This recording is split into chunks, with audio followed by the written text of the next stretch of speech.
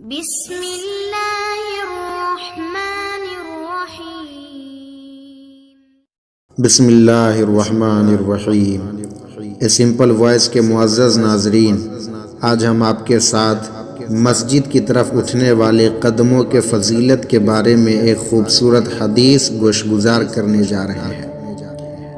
حضرت جابر رضی اللہ تعالیٰ عنہ سے روایت ہے کہ بنو سلمہ نے مسجد کے قریب منتقل ہونے کا ارادہ کیا۔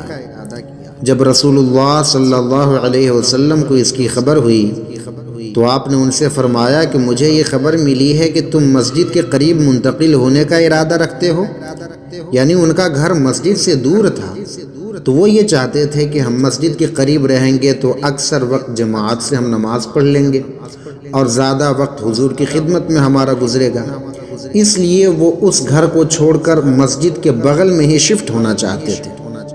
تو نبی علیہ السلام نے پوچھا کیا تم ایسا ارادہ رکھتے ہو؟ انہوں نے عرض کی کہ جی ہاں یا رسول اللہ، ہم نے یہی ارادہ کیا ہے۔ تو آپ صلی اللہ علیہ وسلم نے فرمایا اے بنو سلمہ، اپنے گھروں میں ہی رہو اور اپنے گھروں سے مسجدوں کی طرف آؤ، کیونکہ تمہارے قدموں کے آثار لکھے جائیں گے، اور اپنے گھروں ہی میں رہو، تمہارے قدموں کے آثار لکھے جائیں گے، یعنی تمہارے ہر قدم کے بدلے میں اللہ تعالیٰ نیکی عطا فرمائے گا۔ تو جتنی دور سے تم آؤ گے اتنی ہی نیکیاں تمہارے حصے میں آئے گی۔